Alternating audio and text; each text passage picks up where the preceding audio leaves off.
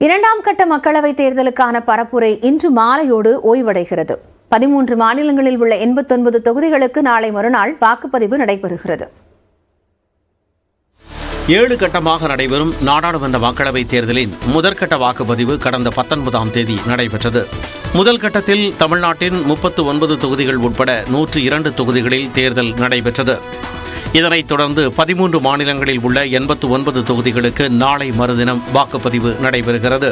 அசாம், பீகார், சத்தீஸ்கர், கர்நாடகா, கேரளா, மத்திய பிரதேசம், மகாராஷ்டிரா, உத்தரப்பிரதேசம், ராஜஸ்தான், மேற்கு வங்கம், திரிபுரா, மணிப்பூர், ஜம்மு காஷ்மீரில் வாக்குப்பதிவு நடைபெறவுள்ளது. இதில் கேரளாவின் அனைத்து தொகுதிகளிலும் ஒரே கட்டமாக தேர்தல் நடைபெறுகிறது. காங்கிரஸ் முன்னாள் தலைவர் ராகுல் காந்தி வயநாட்டில் 2வது முறையாக போட்டியிடுகிறார்.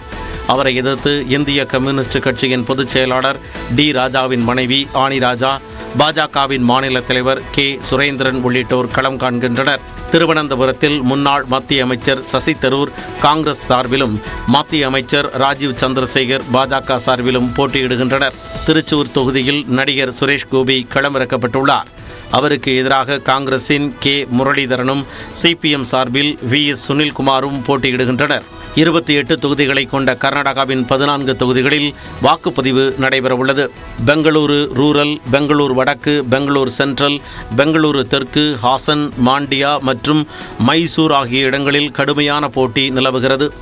பாஜகவின் தேஜஸ்வி சூர்யா, முன்னாள் முதலமைச்சர் HD குமாரசாமி, DK சிவக்குமாரின் சகோதரர் DK சுரேஷ், மைசூர் அரச பரம்பரையைச் சேர்ந்த யதுவீர் வாடியார் ஆகியோரின் தலைவிதி 2ஆம் கட்ட தேர்தலில் முடிவு செய்யப்படும்.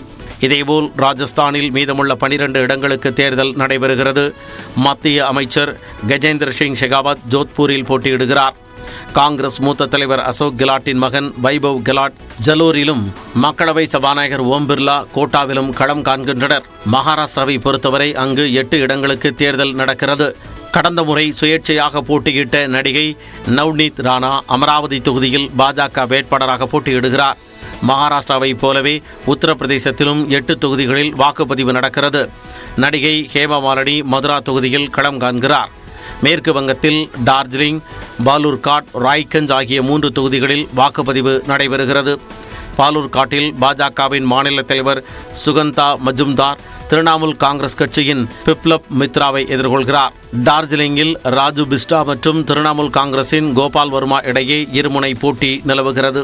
முதற்கட்ட தேர்தலில் நாட்டிலேயே மிகவும் குறைந்த அளவு வாக்குப்பதிவான பீகாரில் 5 தொகுதிகளில் தேர்தல் நடக்கிறது.